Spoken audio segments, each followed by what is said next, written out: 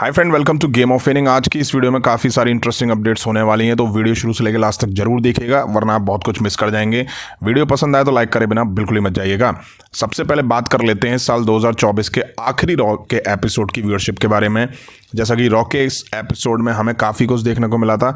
Women's intercontinental title की finalist के तौर पर डकोटा काय और लायरा वॉल्किरिया सामने आ चुकी हैं। ड्रू मैकिंटायर ने एक बार फिर से जे ऊसो के सेगमेंट के बाद उनको निशाना बनाया। वहीं डैमिन प्रीस्ट ने वॉर राइडर्स के साथ मिलकर जजमेंट डे के खिलाफ 6 मैन टैग टीम मैच लड़ा था। अब व्यूअरशिप इस एपिसोड की 1.596 मिलियन रही, जो कि काफ़ी सही थी। वैसे भी रॉ की व्यूअरशिप इसके आसपास ही रहती है। वहीं शो में सेथ रॉलिंस और सीएम पंक के बीच तबाही वाला प्रोमो दिखा था, जिसने शायद इस एपिसोड की व्यूअरशिप को और पीक पे लाया होगा। अब रॉ की बात करिए तो एक लाइन में स्मैकडाउन से जुड़ी अपडेट भी कवर कर देता हूं। आने वाले स्मैकडाउन से शो 3 घंटे का हो जाएगा, ठीक वैसे ही जैसे कि पहले रॉ दिखता था। रॉ भी नेटफ्लिक्स पे 3 घंटे का शुरू हो जाएगा। वहीं कुछ कंट्रीज में कल का स्मैकडाउन का एपिसोड यूट्यूब पे लाइव होगा, बट इंडिया में जैसे आता था वैसे ही होगा। इंडिया में यूट्यूब पे लाइव नहीं होगा, इंडिया में आप सोनी लिव पे देख सकते हैं।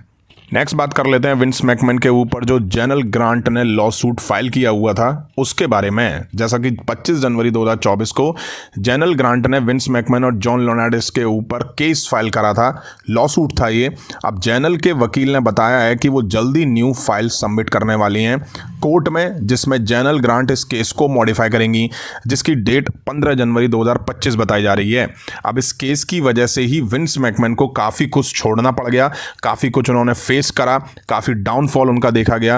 वहीं मॉडिफाई करने वाले हैं, इट मींस यहाँ से जेनल ग्रांट अपने केस को और ज़्यादा स्ट्रॉन्ग बनाने के लिए ही इसको मॉडिफाई करने वाली होंगी, ताकि विंस मैकमैन की प्रॉब्लम और बढ़ाई जा सके, विंस मैकमैन पे कोर्ट से और प्रेशर बनाया जा सके।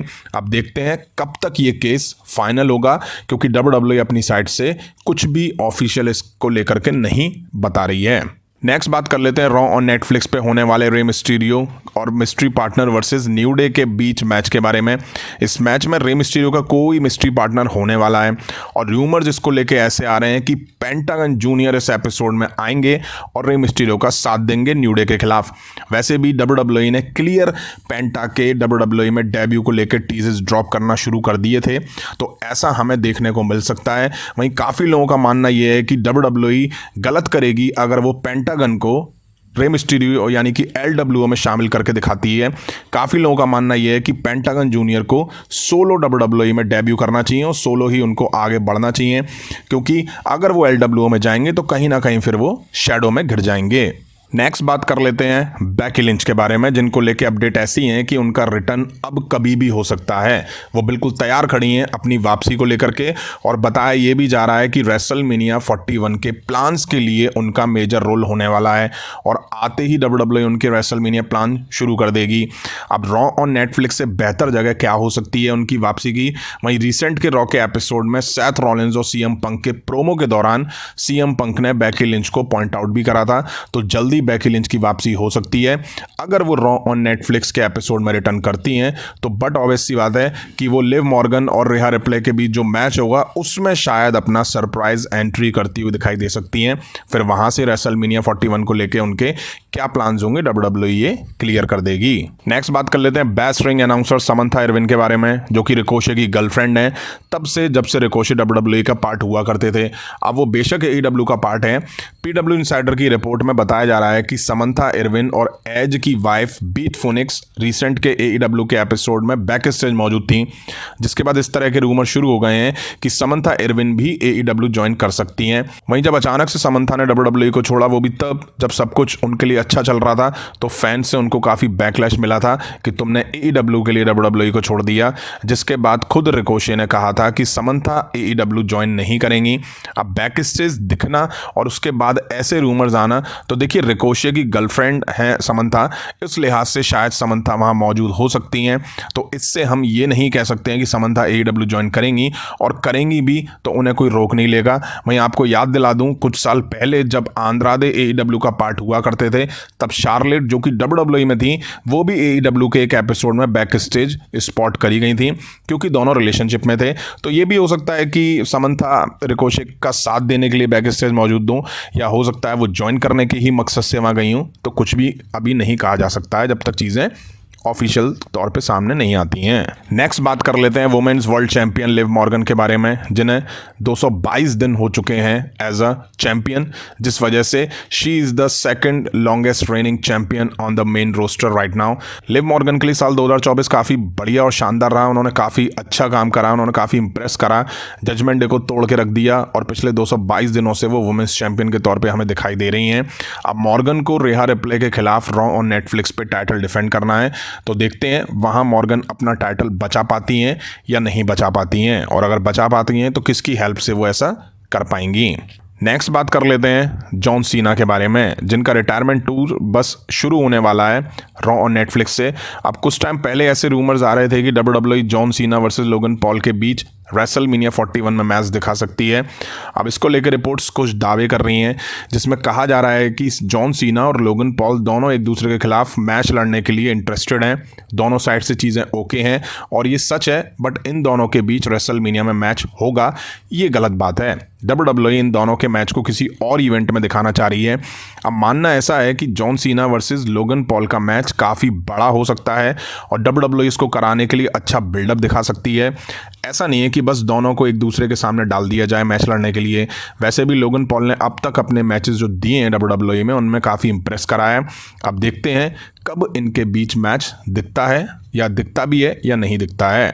नेक्स्ट बात कर लेते हैं डीन एम्ब्रोज यानी कि जॉन मॉक्सली के बारे में।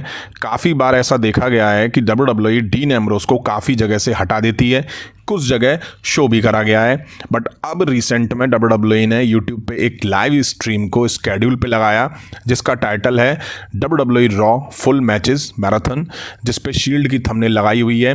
बट शॉकिंग ये है कि WWE ने इस थंबनेल में से डीन एम्ब्रोज यानी कि जॉन मॉक्सली को क्रॉप किया हुआ है। इसमें केवल रोमन रेंज और सेथ रॉलिंस ही दिखाई दे रहे हैं। अब ये कहीं ना कहीं दिखाता है कि WWE जॉन मॉक्सली को हटाने का कोई मौका नहीं छोड़ती है, और ये WWE दिखाती है कि भैया हमारा जॉन मॉक्सली से कोई लेना देना नहीं है।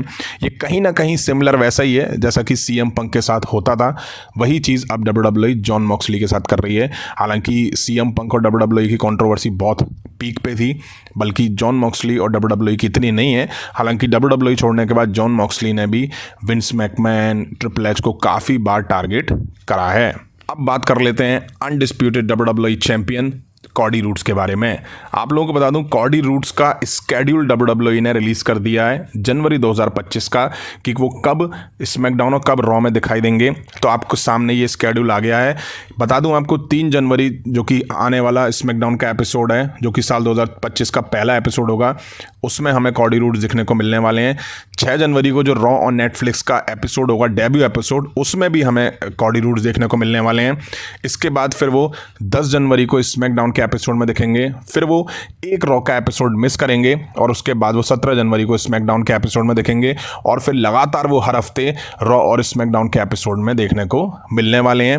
वो 20 जनवरी को रॉ के एपिसोड में दिखेंगे, फिर वो 24 जनवरी को स्मैकडाउन के एपिसोड में दिखेंगे, फिर वो 27 जनवरी को रॉ के एपिसोड में दिखेंगे, और फिर वो 31 जनवरी जो कि लास्ट स्मैकडाउन का एपिसोड होगा जनवरी का, उसमें भी हमें देखने को मिलने वाले हैं। तो इट मीन्स यहाँ से क्लियर है कि भैया कॉडी रूड्स पूरे हफ्ते फुल टाइम रेसलर के तौर पे जनवरी में हमें देखने को मिलने वाले हैं। हालांकि वो अभी केविन ओवेंस के अटैक के बाद कुछ हफ्तों से WWE में दिखाई नहीं दे रहे हैं। WWE ने क्लियर कर दिया है कि कल वो स्मैकडाउन के एपिसोड में देखने को मिलेंगे। नेक्स्ट बात कर लेते हैं रोमन रेंज और सोलो सिकोवा के बारे में। जैसा कि WWE ने रॉ और नेटफ्लिक्स के लिए Roman Reigns versus solo Sikoa के बीच ऊला फाला के लिए मैच अनाउंस किया हुआ है।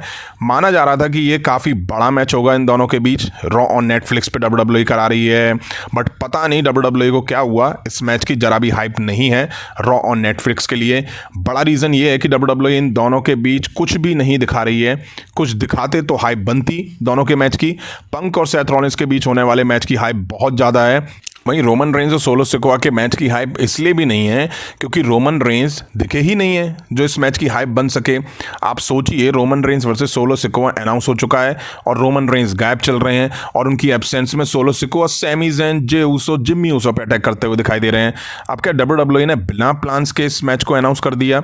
रोमन रेंज पिछले 3 हफ्ते से नहीं दिखे हैं, और एक एपिसोड में दिखे भी हैं तो उनका दिखना ना दिखना बराबर है, क्योंकि वो रिकॉर्डेड प्रोमो था जहां उन्होंने सोलो सिकोवा को रॉ और नेटफ्लिक्स में मैच के लिए चैलेंज करा था। अब इस मैच को तभी बचाया जा सकता है जब इस मैच में कोई बड़ा ट्विस्ट वगैरह WWE दिखा दे। इस वजह से ब्लड लाइन की स्टोरी भी कहीं ना कहीं खोसी गई है।